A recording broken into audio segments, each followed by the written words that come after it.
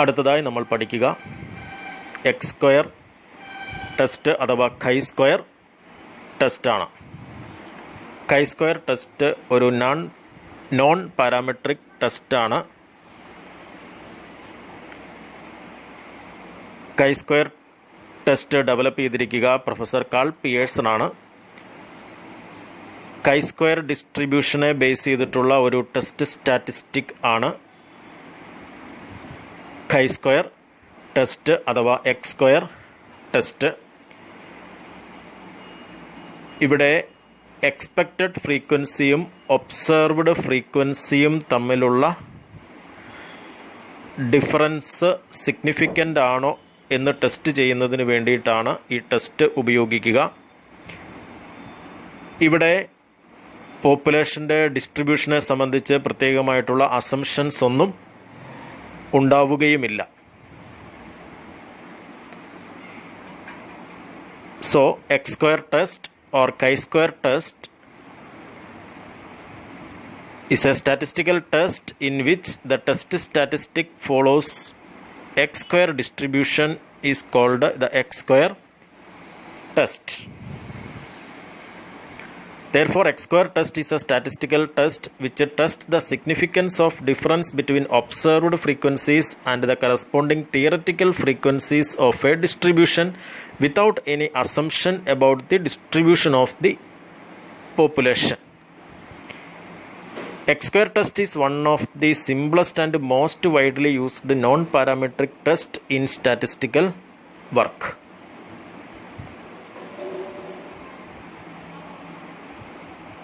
X square ടെസ്റ്റിൻ്റെ values എന്ന് പറയുക, അല്ലെങ്കിൽ എക്സ് സ്ക്വയർ വാല്യൂസ് എന്ന് പറയുക 0 to ഇൻഫിനിറ്റി ആണ്. ആ എക്സ് സ്ക്വയറിൻ്റെ വാല്യൂ 0 ആണെങ്കിൽ എക്സ്പെക്റ്റഡ് ഫ്രീക്വൻസിയും ഒബ്സർവ്ഡ് ഫ്രീക്വൻസിയും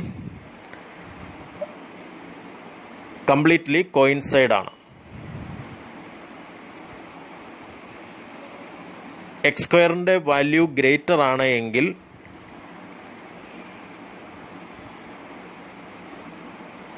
greater the value of x square, greater is the discrepancy between observed and expected frequency. Expected frequency യും observed frequency യും തമ്മിലുള്ള discrepancy greater ആയിരിക്കും.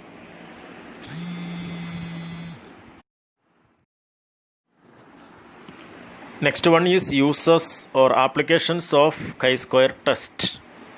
First one, useful for the test of goodness of fit. Second one, useful for the test of independence of attributes. Third one, useful for testing homogeneity. And fourth one, useful for testing given population variance.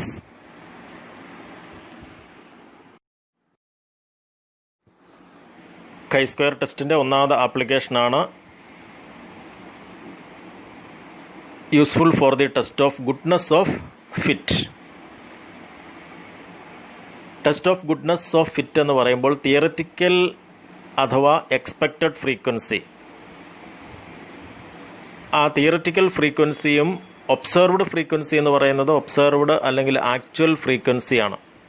അപ്പോൾ ആ theoretical ഫ്രീക്വൻസിയോട് actual frequency എത്രമാത്രം ഫിറ്റാണ്, എത്രമാത്രം സ്യൂട്ടാണ് എന്ന് test ചെയ്യുന്നതാണ് test of goodness of fit എന്ന് പറയുക.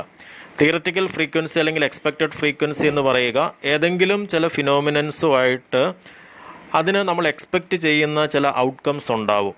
അപ്പോൾ അതാണ് യഥാർത്ഥത്തിൽ എന്തെന്ന് പറയുക, തിയററ്റിക്കൽ ഫ്രീക്വൻസി അല്ലെങ്കിൽ എക്സ്പെക്റ്റഡ് ഫ്രീക്വൻസി എന്ന് പറയുക. ഇപ്പോൾ ഉദാഹരണത്തിന് കോയിൻ ടോസ് ചെയ്താൽ, 100 തവണ കോയിൻ ടോസ് ചെയ്താൽ എന്തായിരിക്കും അതിൻ്റെ എക്സ്പെക്റ്റഡ് ഔട്ട്കം എന്ന് നമുക്ക് പാസ്റ്റ് എക്സ്പീരിയൻസിൽ നിന്നും അറിയാം. അപ്പോൾ അതിൻ്റെ എക്സ്പെക്റ്റഡ് അല്ലെങ്കിൽ തിയററ്റിക്കൽ ഫ്രീക്വൻസീസ് ആണ്. അപ്പോൾ എന്ന് പറഞ്ഞതുപോലെ പോയിസോണിലും ബൈനോമിയലിലും നോർമൽ ഡിസ്ട്രിബ്യൂഷൻസിലും ഒക്കെ എന്താണ്, ഏതൊരു ഫിനോമിനനിലും എന്താണ് കുറേ എക്സ്പെക്റ്റഡ് ഫ്രീക്വൻസീസ് ഉണ്ടാവും.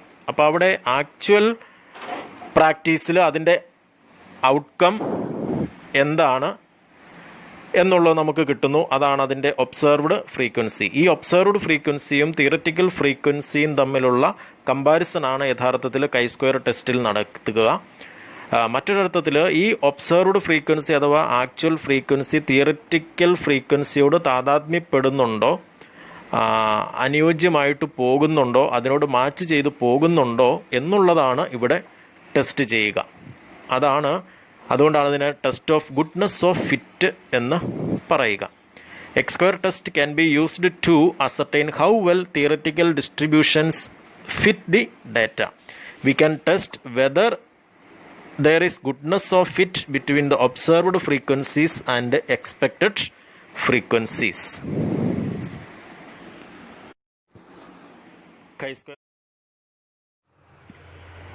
Next one is steps for the X square test of goodness of fit.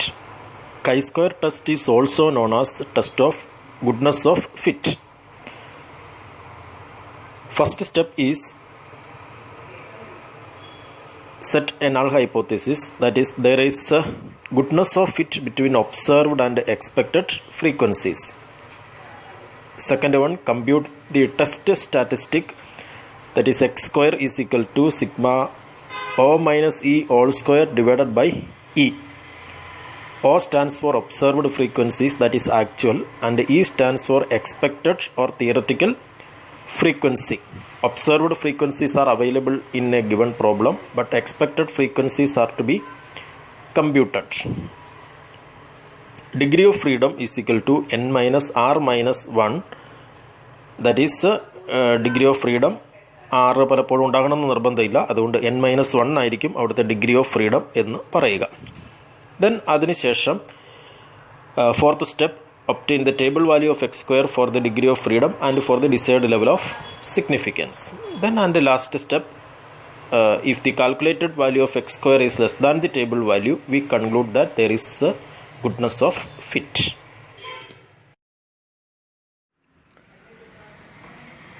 ഇവിടെ തന്നിരിക്കുന്ന ക്വസ്റ്റ്യൻ വായിക്കുക.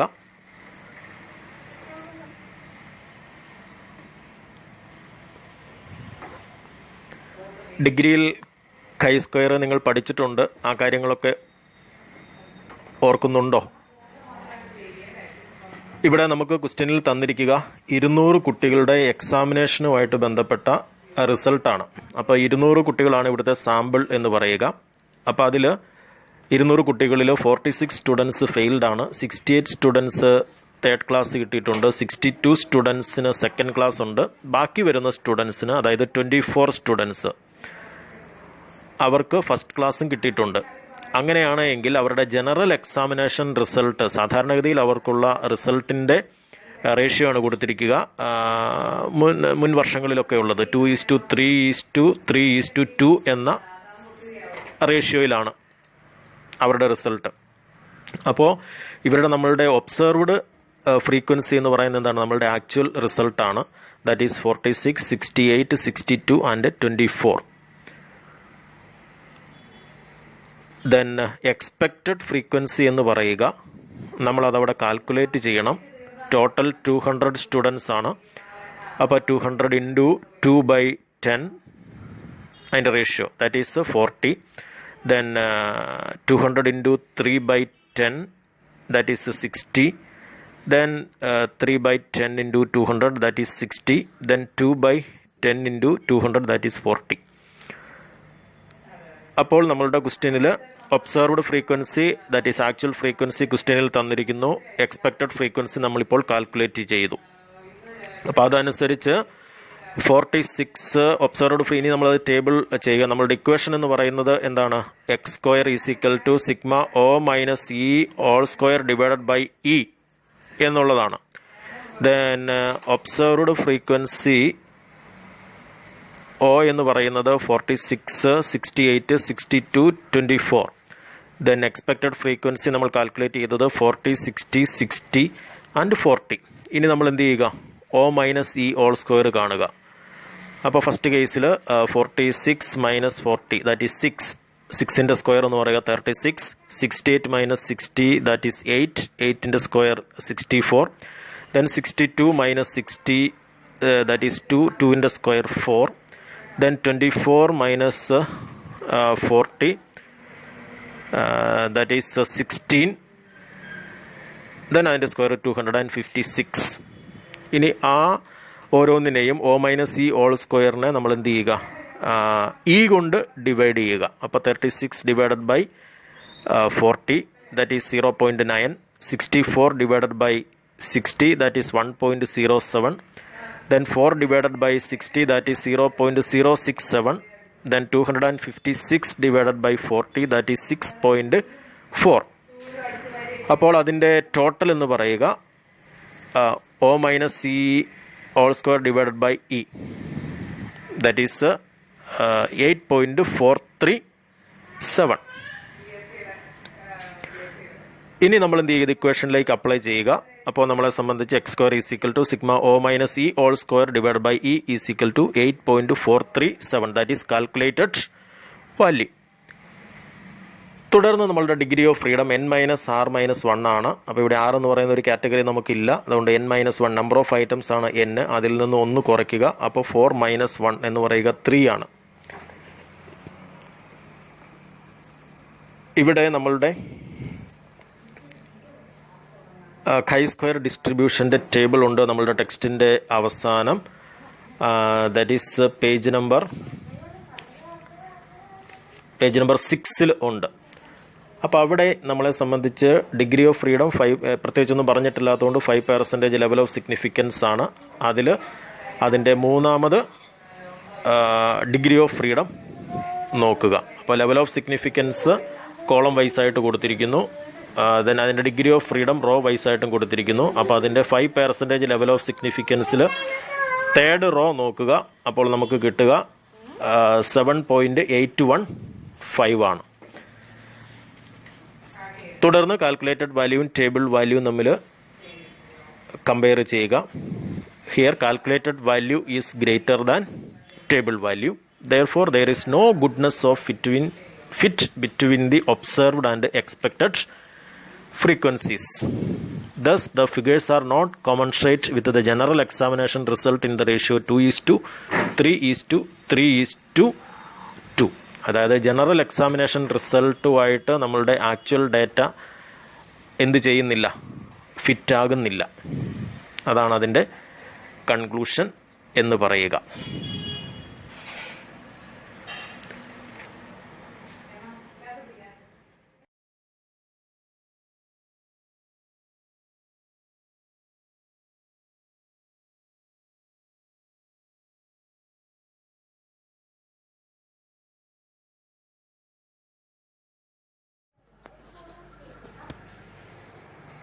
ഇപ്പോൾ നമ്മൾ ചെയ്ത പ്രോബ്ലത്തിൽ ആദ്യമേ തന്നെ നമ്മളുടെ നൾ ഹൈപ്പോത്തീസിസും സെറ്റ് ചെയ്യേണ്ടതാണ്.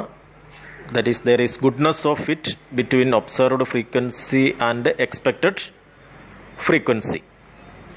ഇപ്പോൾ നമ്മൾ എക്സ്പ്ലെയിൻ ചെയ്ത ഈ പ്രോബ്ലം നിങ്ങൾ അസൈൻമെൻ്റ് ആയിട്ട് സബ്മിറ്റ് ചെയ്യുക.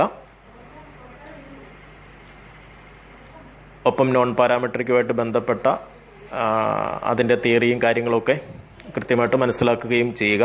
ഇനി തുടർന്ന് നമ്മളെന്താണ് വ്യത്യസ്തമായിട്ടുള്ള നോൺ പാരാമെട്രിക് ടെസ്റ്റുകളാണ് പഠിക്കുന്നത്.